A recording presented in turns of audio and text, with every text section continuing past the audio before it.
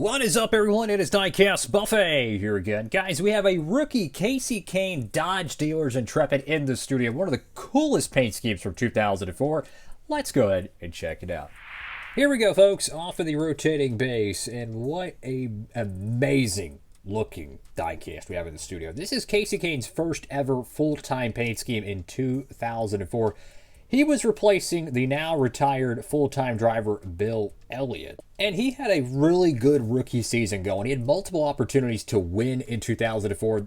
Probably the most noticeable, too, is Texas 2004, the photo finish with Elliott Sadler. Elliott Sadler in the Robert Yates Racing 38 car. Won that race at Texas. Boom, that's a second place. And then he goes and runs at Rockingham at the top of this video, the last ever Cup Series race at Rockingham. I think that'll change soon. Hopefully. God willing, it will. But he finished second to Matt Kenseth at Rockingham. So pretty much out the gate, he could have had at least 2 wins his rookie year. And then I think he had a really good run going at the Fall Dover race. I could be tripping on that one. But my point is, Kasey Kahne came out the gate really good as a full-time driver. And he kind of picked up where Bill Elliott left off. People forget Bill Elliott had a really good final full-time season. He was actually going to win at Homestead. And then he had a flat tire in the final lap. So you could say he won the race until the final lap. So we're going to count that one. But his Rockingham win, so that means he had almost 2 wins in his final full-time season. And then Bill Elliott did a part-time gig in the number 91 car for Evernham. And I think he had a few good runs. I don't know the official statistics, but what I'm trying to say is that Evernham camp in 2004 was a lot better than people think. Jeremy Mayfield won Richmond in 2004. Mayfield won Michigan in 2005. That's one of the most forgotten NASCAR wins of the 2000s, by the way. You got to think about it. Out of all the wins they mentioned, 2005 Michigan, Jeremy Mayfield, it's almost never talked about. So he jumped into a really good program in 2004. And as the years went on, he went on to win a ton of races. Don't believe me? Check out Kasey Kahne's 2006 stats. It will blow you away for a third-year driver. It's insane. Let's get to see your local Dodge dealer right there on the hood. What a perfect time to do this diecast review as all the rumblings that Dodge may come back. I certainly hope it's true. It might age like milk, or it could be great. Got the number 9 right there in the front. You have the Evernham Motorsports logo. This was a 1-year body style for Dodge in 2004. It was officially called the Dodge Intrepid, but you don't see a Trepid logo on there. But that's what it was based off of. You have a ton of contingencies here, guys. I mean, you have Goodyear, Gatorback, Moog, Clevite, Comp. What is that? Edelbrock? Yeah, Edelbrock, JE, Wix Air Filters, Sunoco. Beautiful front end to the Dodges, man. I certainly hope they come back to NASCAR. My favorite Dodge body style was 2005 with the Dodge Charger. The way those front ends were sloped, they were exactly how the real cars were pretty much at like Michigan.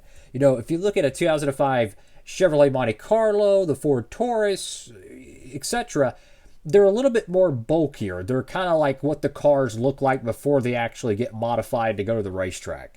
But that 05 Dodge Charger mold is so sloped out, it's insane. And if you look at the 2007 Dodge Charger 164 mold, it's pretty sloped out as well. So they made their 164 diecast look a lot more like how they did on the real racetrack. Like if you kind of do that right there, if they had a rear spring set up, the whole back end's going to be, warped to the ground. The whole front end would be a little bit more narrow, but it's a lot more realistic compared to the other diecast molds. And I'm going to show a Monte Carlo one.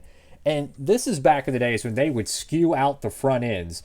But you could just see how the Monte Carlo, it's extremely realistic, but it's a little bit more bulkier than the on-track car. This is kind of what a showroom version of the Monte Carlo would look like. This is a lot closer to how the on-track product of the 04 Dodge Intrepid would look. And for those who don't know, the whole front ends of these cars were all sheet metal. So they would bend and shave and modify the front ends every week, making them more skewed and skewed and skewed like a dirt late model to try to make the cars more and more like a wedge so they'd be more aerodynamic. And every year they allowed them to push the limits a little bit more, and then they said COT. Got the number 9 right there. I love this pattern. You have the Dodge Ram logo, whatever you want to call it, and you have like the stripe effect, and it's perfectly placed in the background. You have the gradients with it. Beautiful paint scheme. Dodge, Mopar, got your B post decal there, which has Simeon's Valvoline.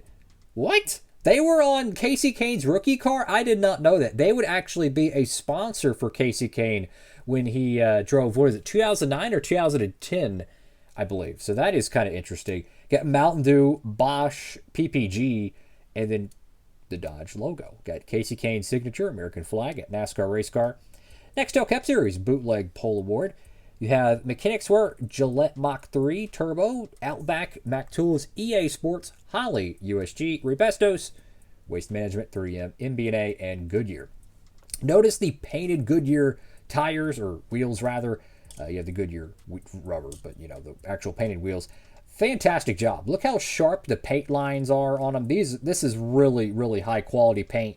If you notice a lot with the cars that were made in the late 2010s and early 2020s, the painted wheels at times can be very inconsistent. Like, the Gen 7 painted wheels are really, really good. Like, I'm going to be honest with you. They're pretty consistent. Don't believe me, I'm going to show one real quickly here. Look at this. That is really consistent. Sharp paint lines, great job.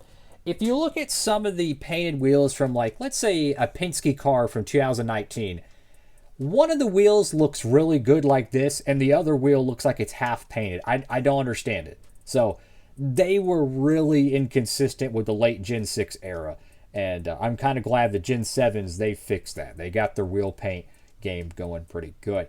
In the back of the car, this is at the time of this video, currently defunct feature. I think maybe in the future it will come back, but rookie stripes. This was Kasey Kahne's rookie car.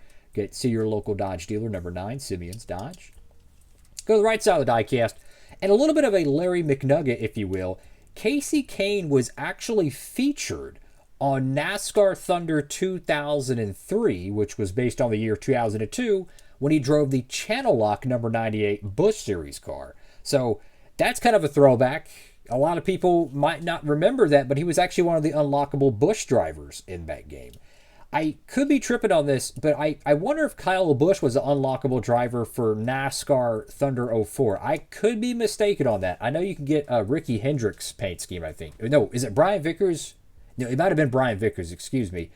But you could get that paint scheme, I think, on there. So you could kind of run Kyle Larson's 5 car on Thunder 04. The Busch Series cars, they had some really interesting paint schemes back then, like the Dr. Pepper car it was number 26, I think. For Thunder 2003, that Busch Series car was amazing. I noticed the rear axle does not roll very well in this diecast. That's unfortunate. And that's something I've noticed on a lot of the 2007 Dodges. For whatever reason, the chassis rubs the ground. And I think it's this right here. If you see how pretty much pronounced this exhaust panel plastic molding is, there is pretty much next to no clearance for the wheels when it's going against a floor, maybe a carpet or anything. This is going to rub, and it's going to slow the car down pretty tremendously. So I would probably say that's more of a design flaw. It looks cool, but when you compare it to the Monte Carlo, which we'll show real quick, you could drastically see a difference. Like, look how flat the Monte Carlo bottom is, and then look how pronounced the Dodge one is. I mean, look at that. That's what I'm talking about. So that's honestly a design flaw, because if you're pushing the car around, it's probably going to rub, and it's naturally going to slow it down. Enough of me harping about that. Got the number 9 right there on the roof, and you got Daimler Chrysler National Training Center on the deck lid. Fantastic diecast. The Kasey Kahne rookie car, fortunately, it's a pretty common car. So if maybe you're a Kasey Kahne fan, you never saw him turn lap in the number 9 car, you can go back and pick up his rookie car, brand new. It's pretty easy to find. They have a special Rookie of the Year edition. Look for some of his other Kasey Kahne paint schemes. Like, check out some of his 2006 cars. He won like 6 races in 2006. That's only his 3rd full-time year. I mean, just absolutely bat crazy, right? And he was winning the races that, like, the Jimmy Johnsons, the Jeff Gordons would win. He was winning, like, Atlanta, Texas type racetracks. I think he won Michigan, too. So the really championship contending drivers he was having an 03 Ryan Newman season, basically. They made a good majority of his paint schemes, if not all of them. They made some raced wins as well, so tap into that if you're interested in the Kasey Kahnes from '06. They're pretty cool. Thank y'all for watching the video. Let me know if y'all want to see more of these Gen 4 diecast reviews. I really enjoy talking about them. There's a lot of history to these paint schemes, and it's just really cool. You know, I grew up watching, these cars in the video games and the paint schemes and whatnot, and a lot of these cars I couldn't get when they were brand new back in like 03, 04. Like I was able to get so many diecasts. So blessed, so blessed to be able to have many of them when I was a kid. But there was still so many cars that got produced that I never could get. So 20 years later, I'm kind of able to get them and do reviews, and it's pretty cool. So very thankful for that. For all your new diecast purchases, if you want to help support the channel, you can check it out down below. Promo code help you out with the shipping costs. That is all for now. Have a blessed one. Diecastbuffet, signing off.